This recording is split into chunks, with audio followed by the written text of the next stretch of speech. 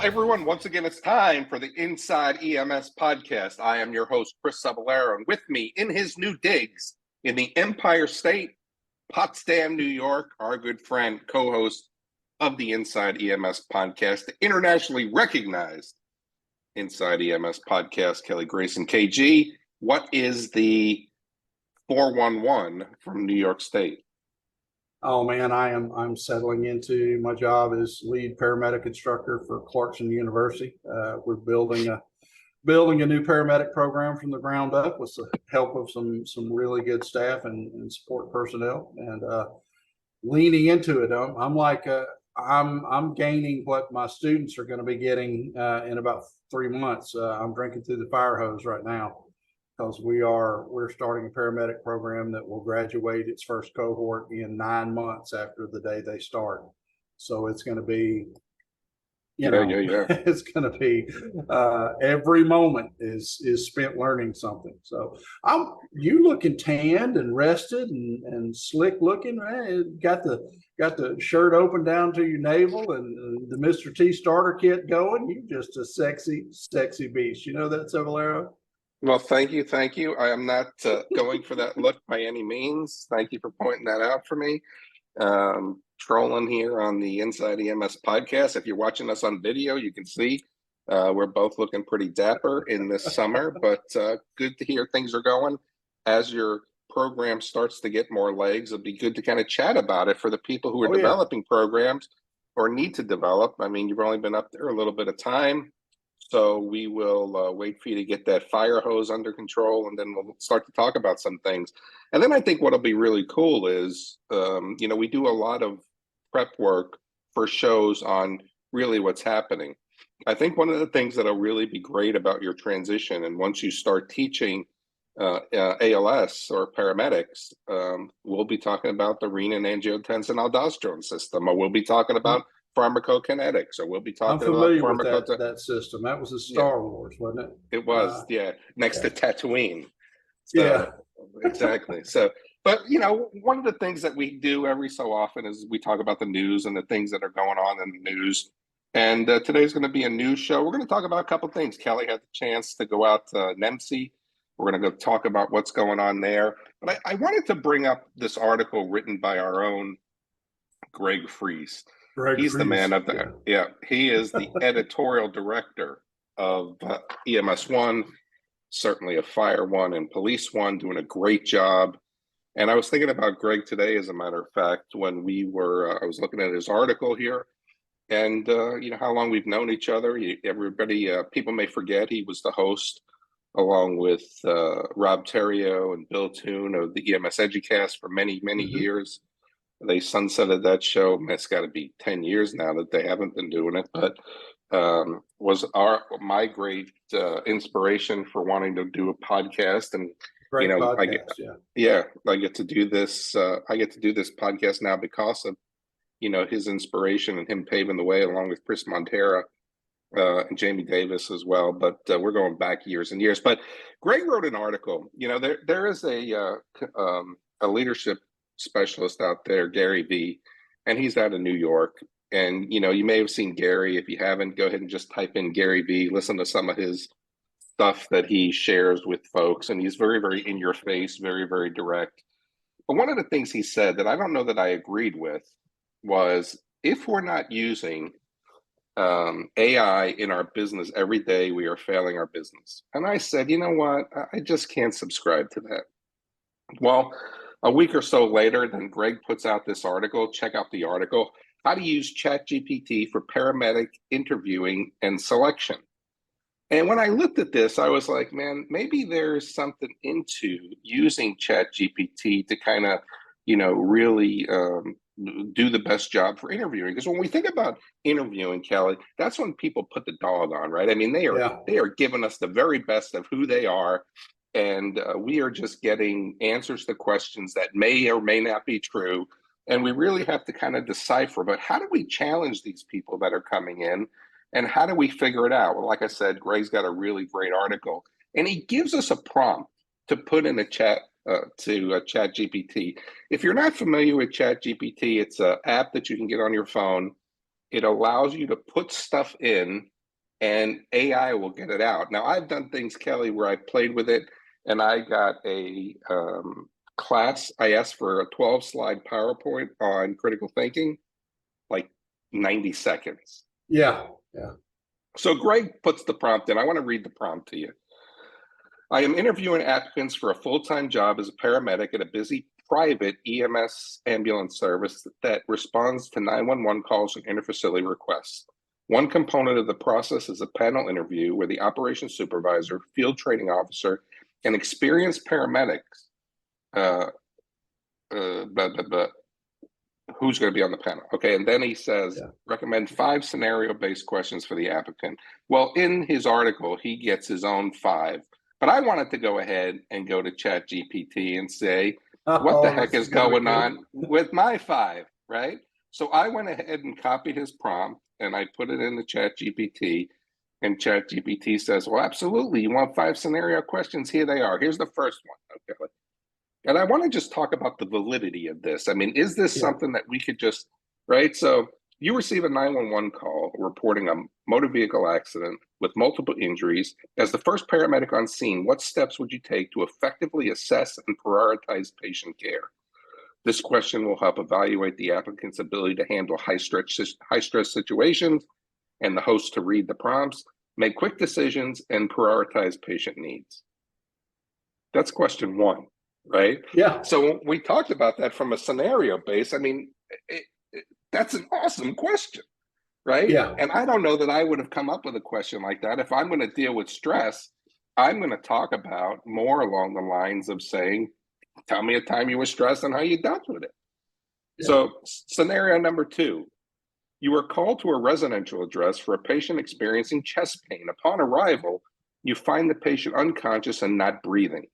Walk us through the immediate actions you would take to manage this critical situation.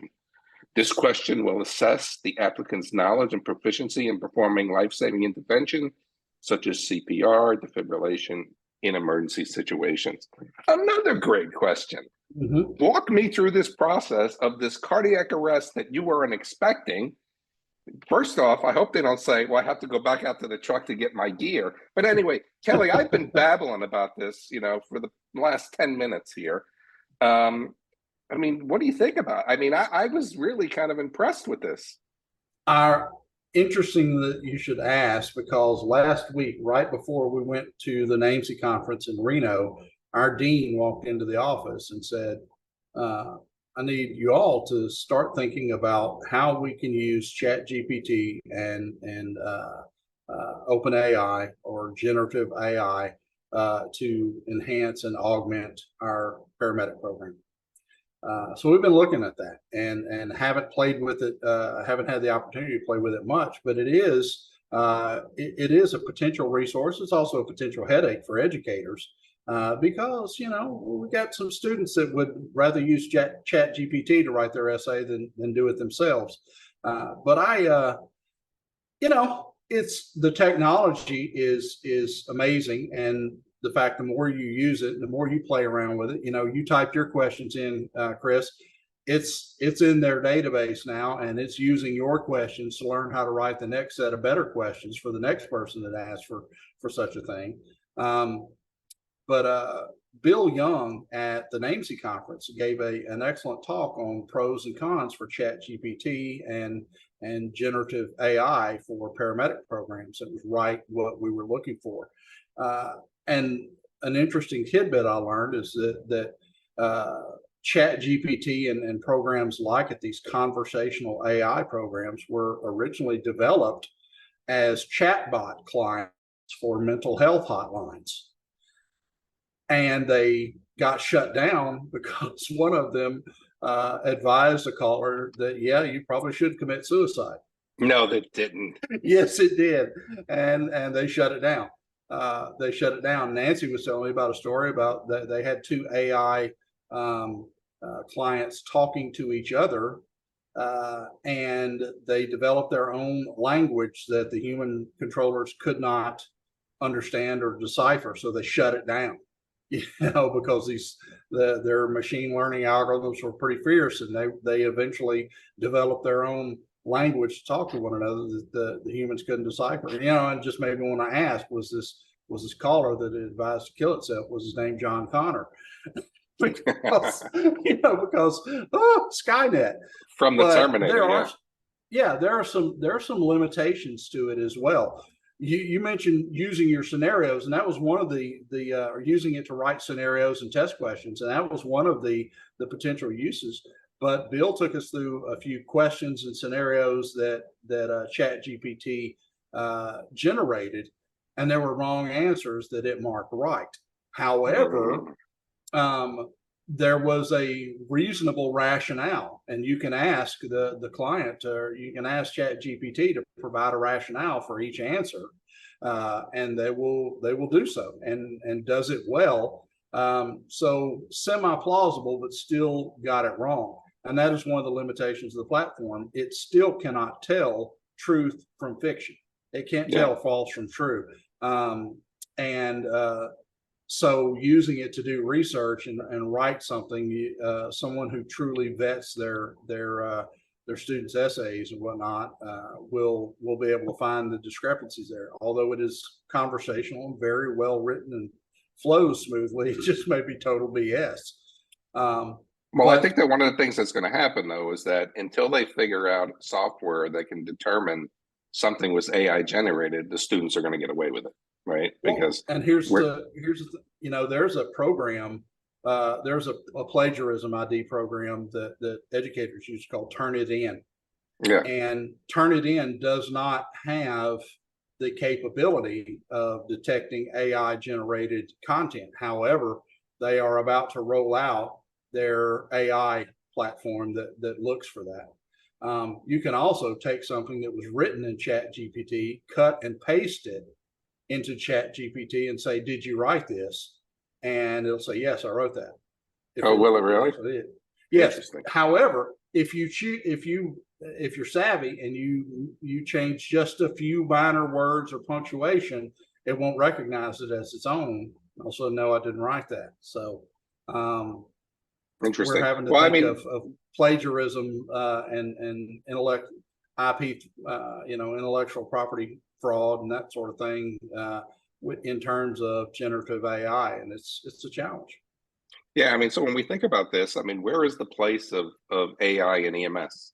Certainly from a clinical side, I think that we can get quick test questions, certainly scenarios for interviewing. Can we get training manuals? Can we get how do we intubate an obese patient? And I don't know the answer to that. I think we're going to have to play with that and see. And is it something that we're going to be able to utilize, from a educational standpoint in our in our agencies? I'd be interested to know if we take the 40-week history and somehow put it into a prompt, can we ask them for a deployment plan? Will it give us a deployment plan to say this is where your truck should be? I don't know that. I think it would need more information than that. Probably Maybe not, but you would have to know, they would have to know the geography. So maybe that's stupid, but just something to that effect of where is the ease of this? And then where do you put the worth, as you've mentioned, into this product to say, I'm going to stand behind this as work? Yeah. And it can't, the one thing it can't do is provide citations. So, you can do a Google search and Google will come up with information and citations and sources you can go to. Chat GPT doesn't provide the citations, so you can't vet it in that fashion. But it does do an excellent job of, its learning curve is getting ever flatter. It's getting better and better at it. It has Chat GPT or other AI apps have passed several medical licensing high stakes exams.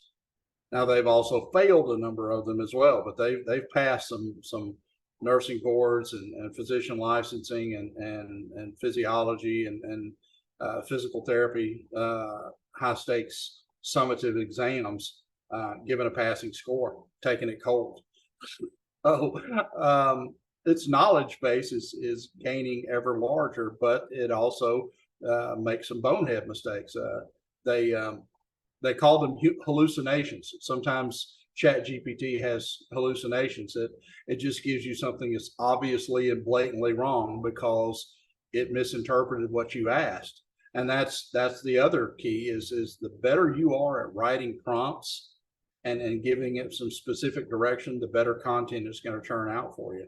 You can even get it to write something in the style or give a script in the style of a certain person. So, you know, write me a story about fairies and witchcraft and supernatural creatures from the perspective of a longtime Army drill sergeant. And you can just read it and you just imagine the knife hand. You call that Tinkerbell numbnuts, you know, and it will do it. And conceivably, as it grows, as its database grows ever larger, you could say, you know, write me a leadership book in the style of Chris Cebollero, and you never know. Now, Yeah, me, we'll I see. don't think I can be duplicated, but you. Well, never duplicated, always imitated, right? That's But, right. That's right. You know, so we talked a little bit about it. It'd be interesting if you're using AI. Go ahead and send us an email at the show. Let us know what you're doing. The show at ems1.com. Let us know what you're doing with your AI, and maybe there's something that we can share in our career field. Maybe not. You know, to me, this is like in the field ultrasound. It just doesn't work for me. But anyway, let's go ahead and transition. Yeah, And I'm gonna disagree slightly, but I think it. And I don't want to see you teaching using ultrasound in the field either. So I'm going to have a problem with that if you're going against that. If they buy me those toys, I'm going to teach my students how to use those toys. You can bet your butt on it. But anyway, I'm not trying to teach a paramedic of today. I'm trying to teach the paramedics of tomorrow. I can't get into this discussion with you. There's no place for in the field ultrasounds in EMS. All right. Anyway, 20 years ago, they were saying there was no place for field 12 lead EKGs too. So, but I would disagree with that because we found a way to use it. If I'm doing an ultrasound in the field, one, I'm delaying transport for someone who obviously needs it. But two, there's nothing I can do with that information.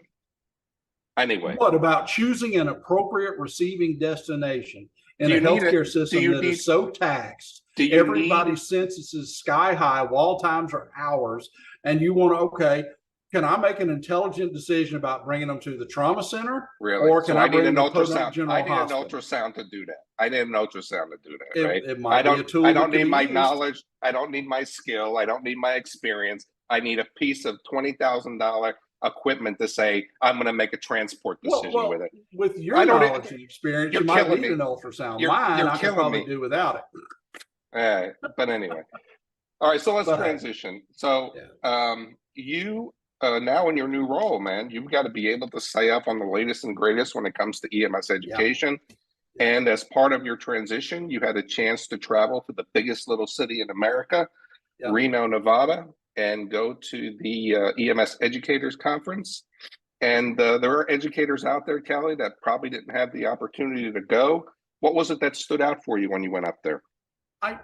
First of all, it was nice to be among tribe again. There were a lot of EMS educators I'm friends with and admire, and it was nice to touch base with those guys and see them again.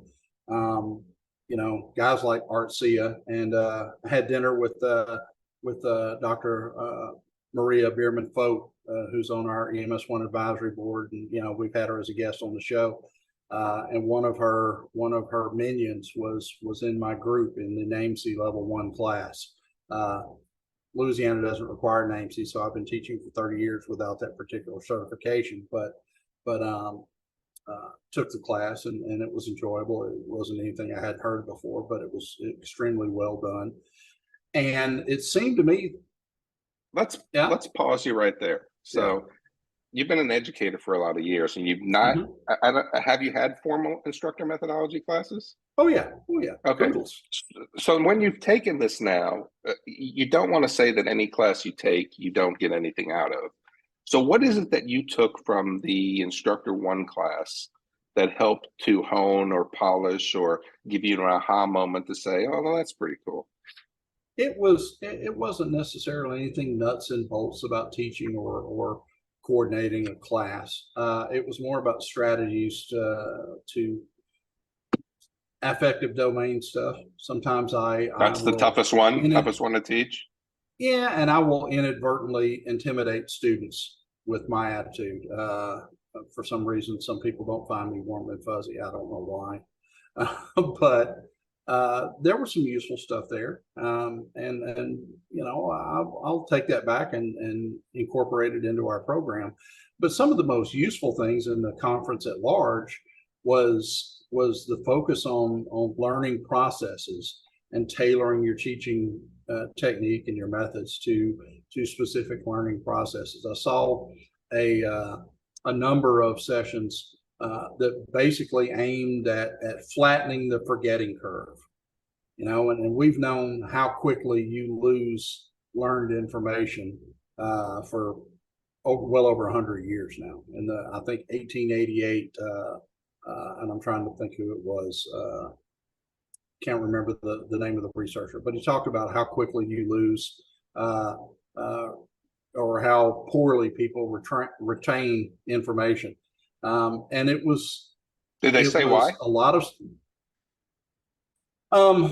focusing on one learning model, focusing on one learning method. You know, we heard it, but we didn't form the neural connections to put it in long-term memory by connecting with kinesthetic and visual cues and that sort of thing, and learning the same information through different methods. Yeah, it's a commonly held myth in educational methodology that people have learning styles. They have preferred learning styles, but nobody effectively learns something using one style. An effective learner, someone who knows how to learn and study, uses all that auditory, visual, and kinesthetic learning styles to complement one another. And that's how they get things into long-term memory.